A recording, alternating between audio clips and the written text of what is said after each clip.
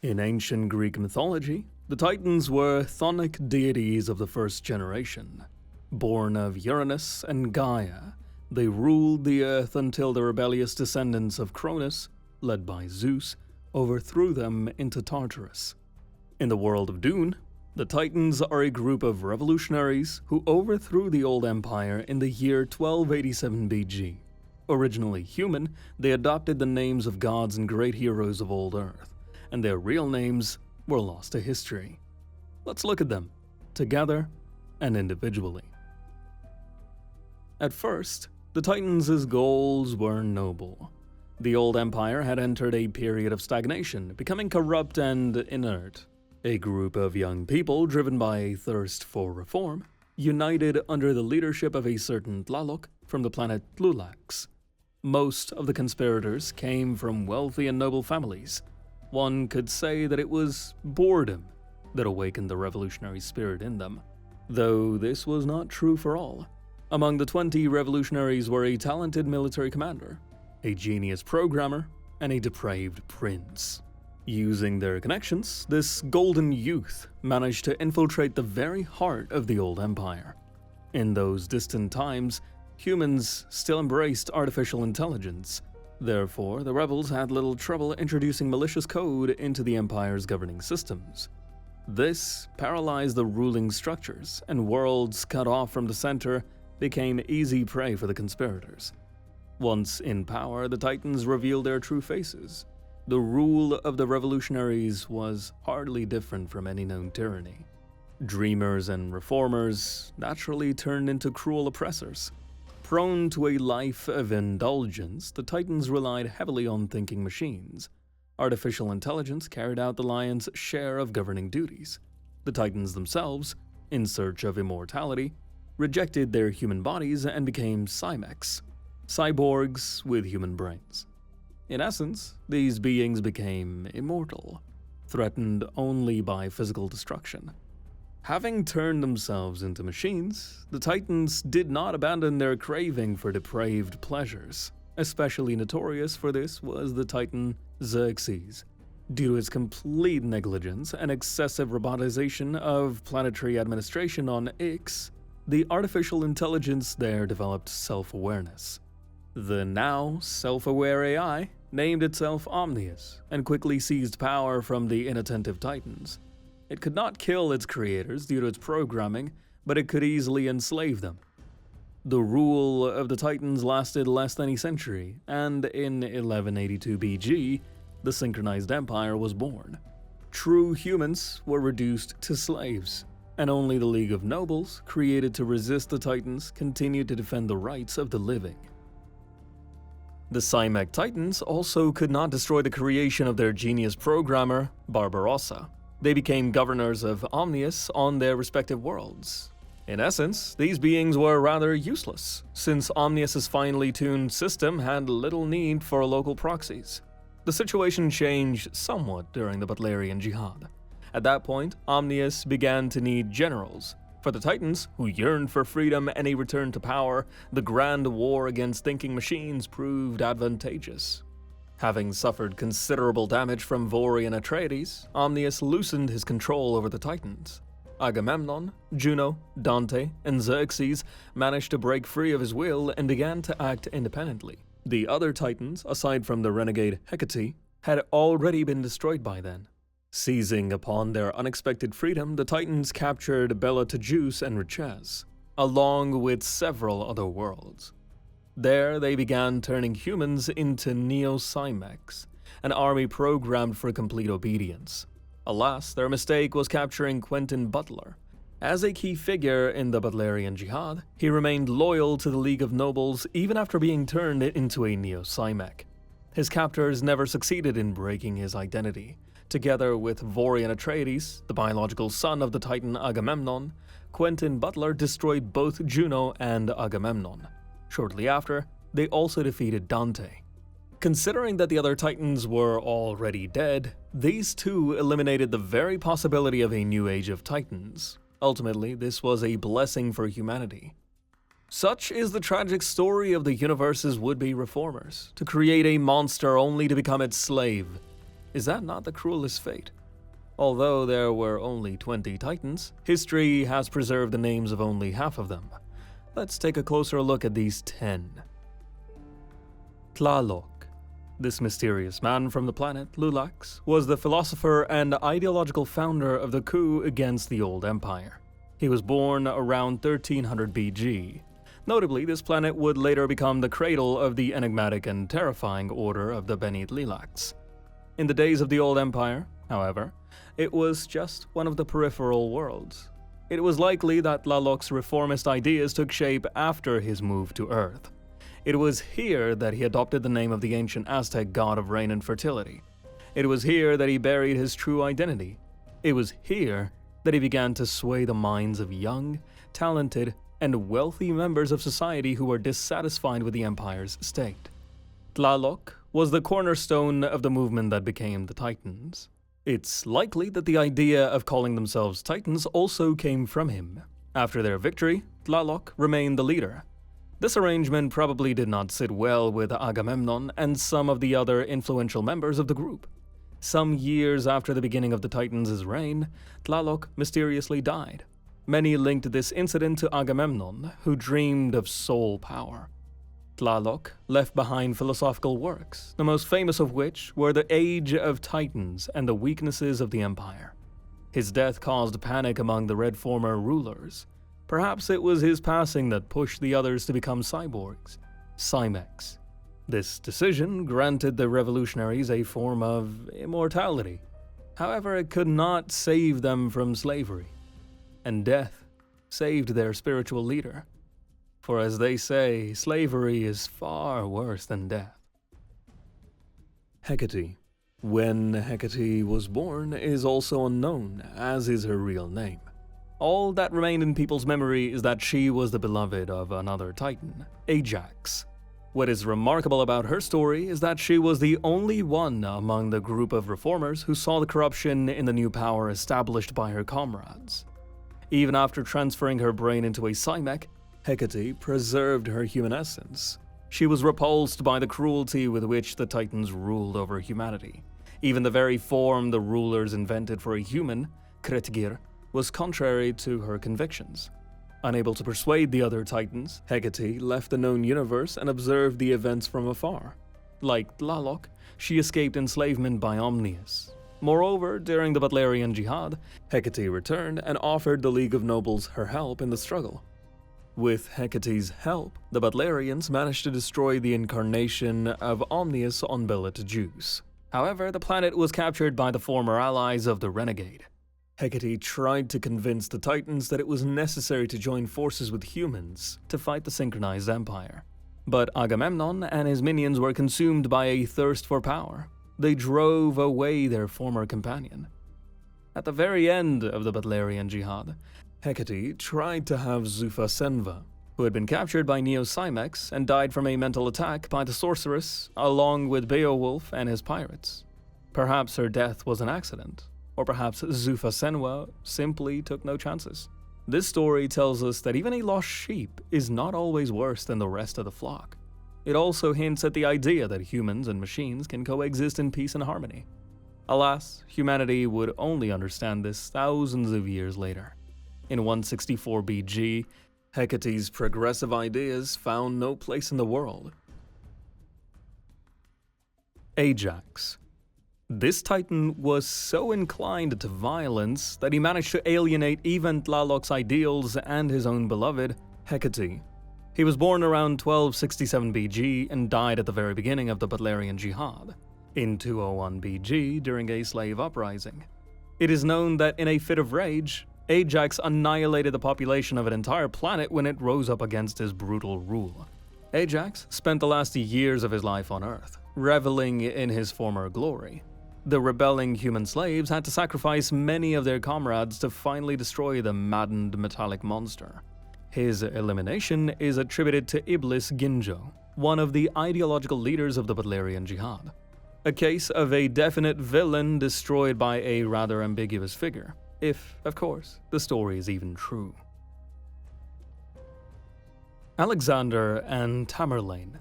These two are the most overlooked members of the original 20 revolutionaries. Neither their real names nor their dates of birth and death were preserved in the memory of later generations. At the very end of the Titan era, this pair perished during the first Kretgir uprising, each on his own planet. It is claimed that Alexander ruled Corin and Tamerlane Riches. Unlike Ajax, who crushed the uprising on Walgis and annihilated the planet's entire population, Alexander and Tamerlane failed to suppress their rebels. Perhaps they got what they deserved. Otherwise, why would people revolt? Still, Alexander and Tamerlane avoided enslavement themselves. Once again, death is a rather good refuge. Dante. Dante, another member of the original 20, this figure was far from war. His path was administration, and in this area he had no equal. Dante effectively created the foundations of Titan rule.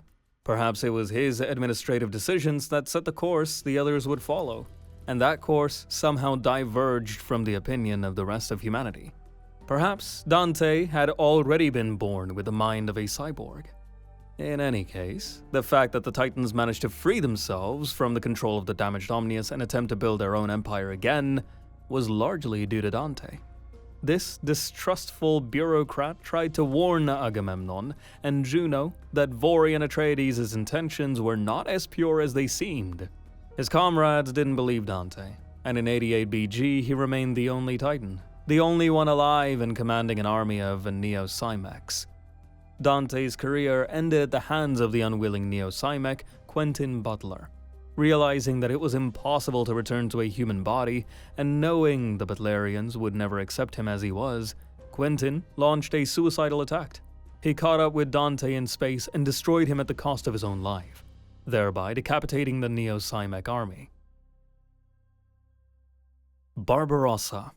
Barbarossa, a hacker and genius programmer who plunged humanity into slavery for 1,000 years. If the people of the Carino Empire had access to a better education, Barbarossa would surely be remembered as enemy number one. Before Barbarossa became a Cymek and a Titan, he was known as Wilhelm Jater. His idea to infect computer systems with a smart, revolution-seeking virus was so elegant, it could evoke genuine admiration. It was this very program that later gained self-awareness as Omnius, but it wasn't its creator who helped it to do so. At the very least, Barbarossa managed to embed code into the program that prevented Omnius from destroying the Titans.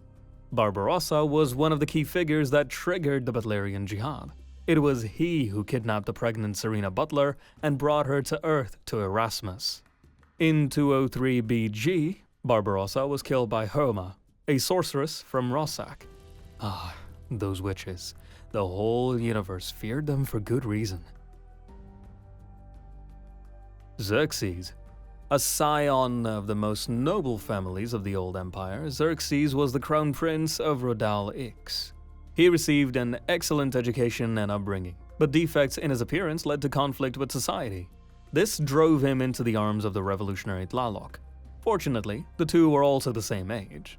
Upon seizing power on his home planet, Xerxes renamed it to Ix. Corrupted by wealth and indulgence, Xerxes joined the Titans' revolutionary movement purely for pleasure. Barbarossa's smart program was tested precisely on Ix before being deployed across the entire Old Empire's network. To fund the Titans' uprising, Xerxes murdered his entire family and handed over all of Ix's resources to the reformers. And yet, despite his enormous contribution to the Titans' rise to power, he is not remembered for that. Xerxes is remembered because he was the reason for the birth of Omnius, the overthrow of the Titans, and their subsequent enslavement. The thing is, Xerxes was born to rule, but had no desire to do so. He was only drawn to entertainment. Gradually, he delegated more and more governance functions to artificial intelligence. It seems someone forgot that the program contained a revolutionary core. That is what Xerxes is remembered for. That through his laziness, he nurtured Omnius in the depths of his computer network, who then enslaved the Titans. Apparently, even that didn't bother Xerxes much, as it didn't stop the fun. Xerxes died in 174 BG after capturing and torching Norma Senva. The torments he subjected the woman to awakened her unique superhuman abilities. With sheer thought alone, Norma Senva annihilated Xerxes and his minions. Juno. Gradually, we have reached the very top of the Titans' power structure. Julian Apari, this was the name of the future Titan Juno, born in the year 1300 BG, she met her beloved Agamemnon long before the uprising. In the online games of the Old Empire, Juno and Agamemnon became the first followers of Tlalok. Although Juno was originally a woman, her ruling style was no different from the habits of her male comrades. She was cold-blooded and cruel, just like her lover. The transformation of the Titans into Cymex was Juno's doing. It was her interaction with the Cogitor Eklo that led to the idea of attaining immortality through becoming cyborgs. Juno became the first Titan to transform herself into a Cymek. After falling under the control of Omnius, Juno never gave up her desire to escape the domination of the rampant AI. This became possible only during the Butlerian Jihad, when Vorian Atreides and the renegade Hecate damaged Omnius and destroyed his copy on Betelgeuse. Juno took an active role in creating the army of Neo-Cymex. She and Agamemnon once again sought power, but were betrayed by remnants of human emotion. Ironically, the emotionless Juno used emotions herself to deceive people into agreeing to become Neo-Cymex. The supposedly repentant Vorian Atreides managed to outsmart Juno and, with Quentin Butler's help, destroy her brain. This happened in 88 BG, at the very end of the grueling war against the thinking machines. Agamemnon. This character was born with the name Andrew Scorus. He was born on Earth in the year 1300 BG. Belonging to the privileged strata of society, Andrew received a good education. This intelligent young man either truly traced or simply invented his ancestry back to ancient Greece. He decided that he was descended from King Atreus, whose son Agamemnon was one of the main heroes of Homer's Iliad. In computer games, he met his other half, the future Juno, and later the two young people joined Tlalok. Together, this group of discontents with the old empire gathered followers and raised a rebellion, which ended in success. Andrew Scorus became the Titan Agamemnon. For many years, he was a general, a leader, an ideological beacon of the Titans. In order to reach supreme power, he arranged the death of Tlalok, though no one was ever able to prove it. During his century-long rule, Agamemnon became the second Cymek, accepting immortality in the image and likeness of his beloved Juno. Falling into slavery to Omnius through Xerxes' fault, Agamemnon did not bow his head. Together with Juno, they secretly plotted revenge and liberation. Along the way, Agamemnon fathered a number of biological children. He killed most of them, but Vorian Atreides eventually became the founder of the very line that produced not one, but two Kwisatz Haderachs. This very Vorian, by joining the Butlerian Jihad, in fact helped fulfill the hopes of Agamemnon and Juno for freedom from Omnius. However, everything after that went completely off the script of the Titan General's grand plan. After conquering Betelgeuse, Xerxes, and the icy Hesra, Agamemnon, Juno, and Dante used deception to transform many people into Neo-Cymex. With this army, the general planned to go on the offensive and return power to the surviving Titans. And once again, a human element betrayed the long dehumanized ruler. Agamemnon died at the hand of his own son in 88 BG, having trusted his offspring and the Neo-Cymek Quentin Butler too much. Humanity consigned his name to oblivion, or at least tried to. Even his direct descendants, the Atreides, preferred not to advertise such ancestry. A proud reformer, a general, and a strategist of the new era meant quite an inglorious death, from the direction he least expected. The Titans' uprising is a natural part of human history, which periodically leads itself into upheaval. In any centralized power, tyranny is born first, and then comes regression.